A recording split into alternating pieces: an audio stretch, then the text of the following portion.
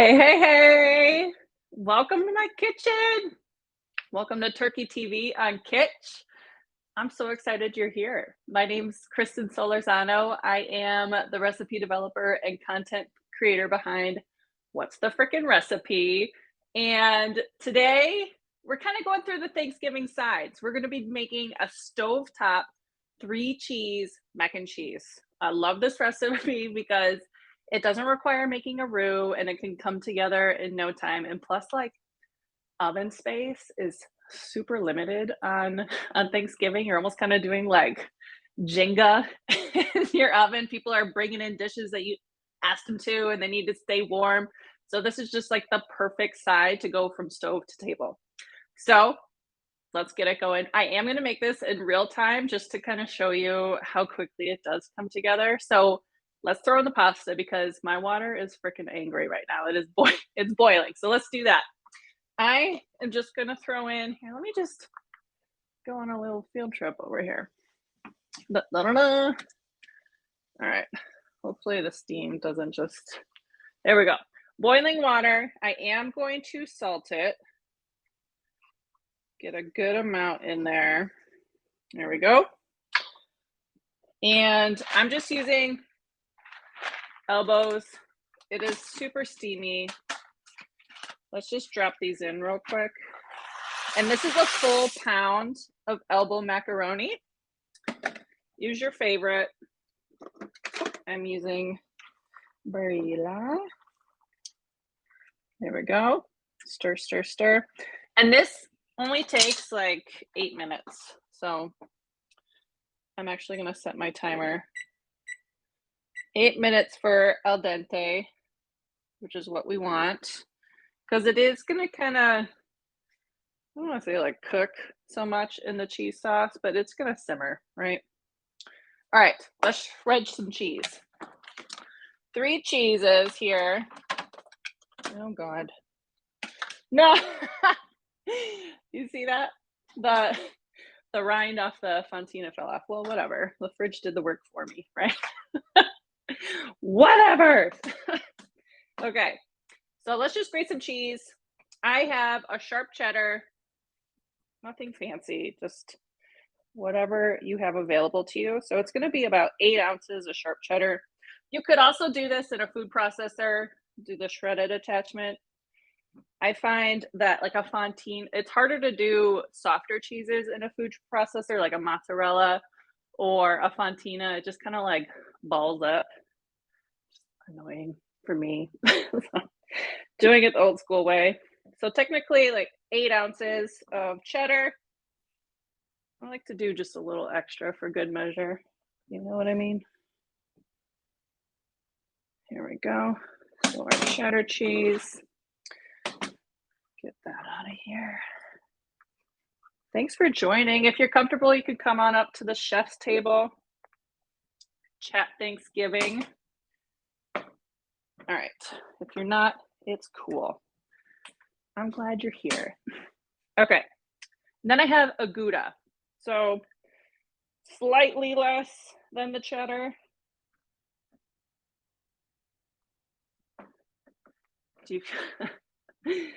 Getting my workout in, huh? I'm still gonna do like a cup. I do have the recipe attached to this stream, so go ahead and check it out. And plus I also saw that Summer did how to make a bechamel, but also how to make mac and cheese with that bechamel. So check that out too. After this, don't leave. Here we go. It is cool that to see all the different creators here on Kittch and each one of their Thanksgiving dishes. I know Thanksgiving means something different to everybody, right? Like my husband's family, they make taquitos papas. So they take mashed potatoes and roll them up into a corn tortilla, and then they fry them and serve them with queso fresco, salsa.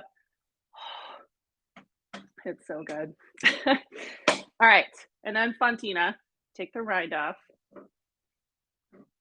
I love using Fontina and mac and cheese because it has a little bit more bite, not like a big bite, like a Parmesan or anything, but or a provolone, but it does have more flavor than like a mozzarella, and it's super melty once it heats up. It is a little bit difficult to shred. Like, look at this chunk. So what? Are you really even cooking if you're not tasting as you're going? No. I'm a sucker for cheese. If you follow me on Instagram, you know that I just bought a cheese advent calendar. So there's 24 different cheeses for each day leading up to Christmas. But I got it from Aldi. And Aldi, they also do like a wine advent calendar. So you could, and it's paired up with the cheese advent calendar. I know. I'm just going to do like a little bit more Fontina. We got quite a bit of cheese. We're going to be all right. So I'm excited about that. Alrighty. There we go. All our cheeses are done. And I don't really need this cutting board anymore. So I'm going to get it out of here along with my paper towel to keep it from slipping. Because if you ever nicked yourself on a cheese grater, oh, not fun, let me tell you. All right, I'm gonna give this a little stir. No. I'm gonna put my leftover cheese away so I can put it away later. Okay, let me take you over to our skillet where all of our mac is gonna happen. Yep. Okay. So I have a couple tablespoons of salted butter. This is the Kirkland brand, Costco. Now is a good time to start getting those ingredients that you need for Thanksgiving, like cream cheese or extra broth, because you know you're going to need broth for sure. Butter, just get more than you think you need, because it's always so nice to have on hand just to zhuzh up anything that might be on the verge of dry, or you just want to make it a little bit more luscious, right? Okay, so I have my butter kind of sizzling in the pan here, and I have 1/4 of a teaspoon of granulated garlic and 1/8 of a teaspoon of smoked paprika, and I'm just going to let that bloom in the butter for a little bit here, just to kind of wake up those flavors, since it is a dried spice. And I do like the addition of the smoked paprika in this mac and cheese. But if you do want to add other smoky elements, you could omit that, or you can use like a smoked Gouda. That would also be delicious. Or you can put in some cooked bacon pieces. Oh my gosh, that would be so good. All right, so that's good. I am going to add just a little bit of salt. I know our pasta water is salted, as is the cheese, but I'm going to add a little in there. You could also add a little bit of white pepper in here if you would like. All right, let's open our evaporated milk. I'm using evaporated milk because then I don't need to make a roux. Like, I don't need to make a bechamel. It's already thick enough. It's like a thicker consistency. Evaporated milk is just the process where they heat up the milk and to remove all of the water in the milk itself. So if you were to, I guess a comparative product would be half and half.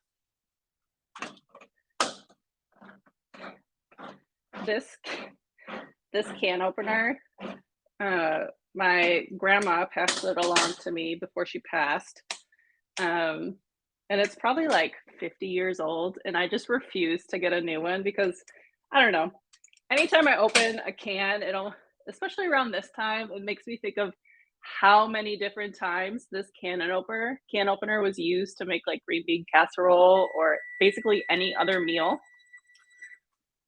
That is our pasta. All right, I'm gonna turn that off. Squirrel, distracted, classic Kristen. All right, so I am gonna save a little bit of the pasta water just in case we need it. Oh, I always do recommend doing that. And since this is like a smaller noodle, I am gonna put it in a strainer. Usually like if it's a spaghetti or bucatini, something like that, I'll just kind of go straight from pan to, but the noodles keep wanting to escape. Here we go. All right, hold please.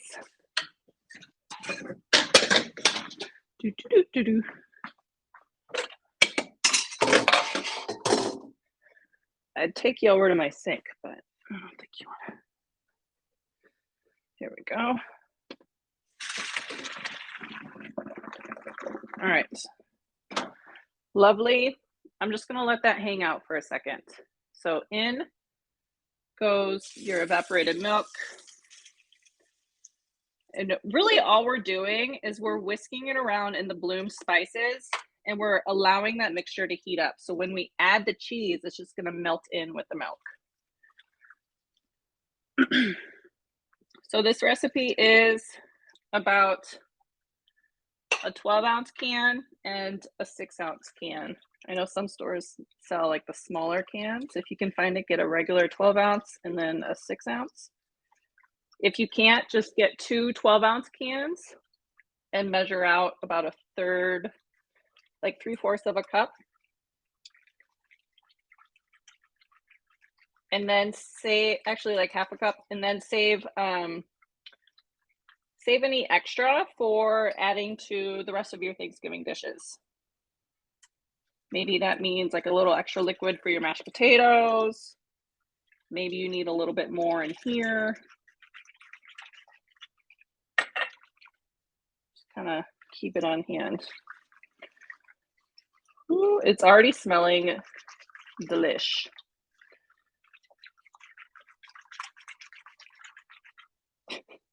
This burner is still hot. It's like burning my arm hairs. I don't like it.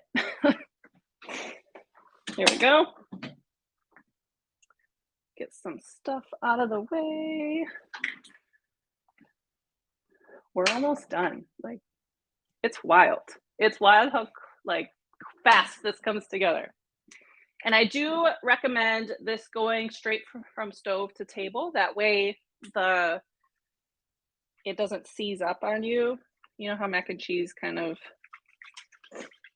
it doesn't taste as good if it's kind of been sitting around for a little bit. All right, this is my favorite part. We're gonna add our cheese trio. So in we go, just a little bit at a time.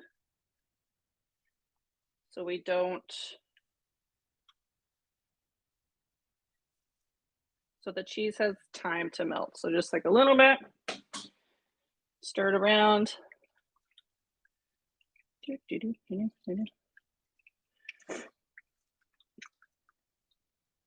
My kids love when I make this. I mean, don't get me wrong.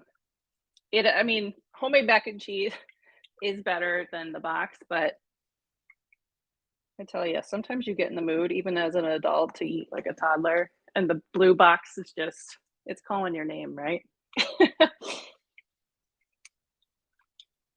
There you go. All right, so that's looking good. I'm going to add some more cheese.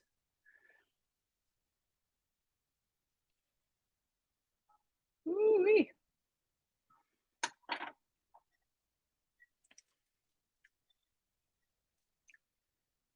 Yum. We're getting there.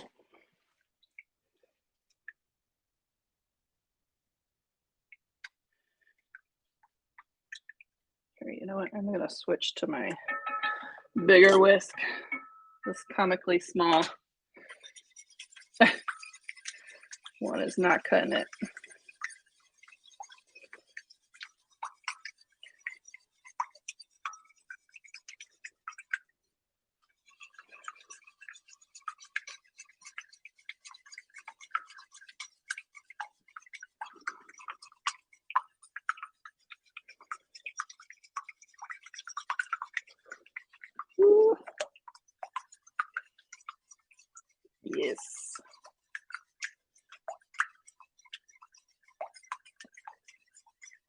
The more it melts, the thicker it's gonna get.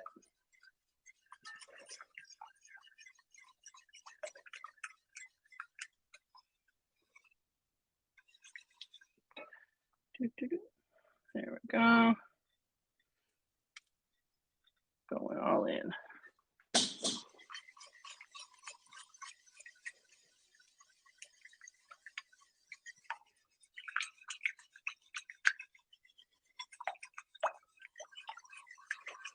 All right, I'm gonna go grab our pasta.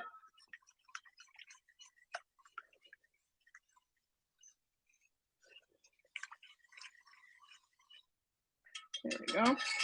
Woo. We're cheesy.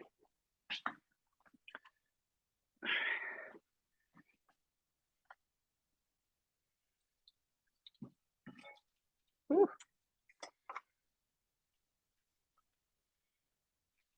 Oh my goodness. And then those just like little cheese pulls in there too.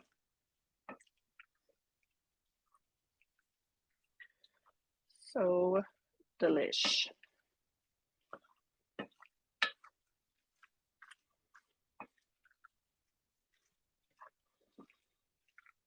And if you wanted to, you could zhuzh it up a little bit. If you wanted like a crispy element, you could toast breadcrumbs in some butter to top it with some Parmesan cheese. Or if you have extra croutons that you already made for your stuffing, then just grind those up and put those over the top.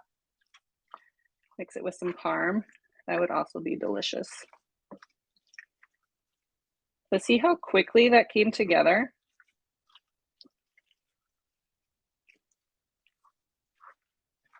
Oh, baby. That looks so good. All right, I'm gonna take y'all back over here. Gonna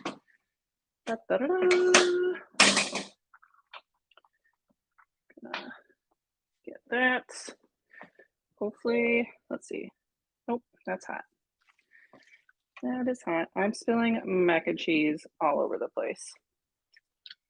So this is quite a bit of pasta. This is a pound of pasta, so. Ooh. Yum. Look at that cheesiness. And honestly, like if you want more cheese, add more cheese. You have my full support to add more cheese. All right, I'm gonna plate this up and give it a shot. Not give it a shot, but you know, I'm gonna taste it. It's like lunchtime. Here, let me pull this up a little bit. Get a higher view. Can I go higher? I can go higher. Check that out. Okay. Just like right in my face. I'm 5'11". Here we go. Oh my gosh. All right. I think that's enough for tasting. I need a fork. Hold, please. So look at that. So creamy. It almost kind of reminds me of like the Home Alone mac and cheese when he sits down to eat it.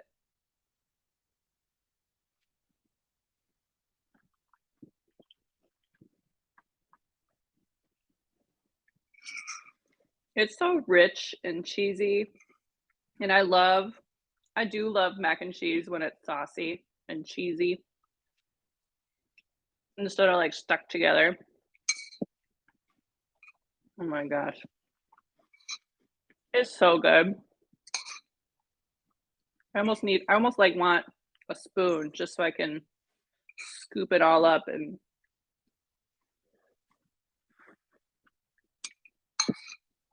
it is so damn good. And perfect for like just making it on the stove. I can't stop.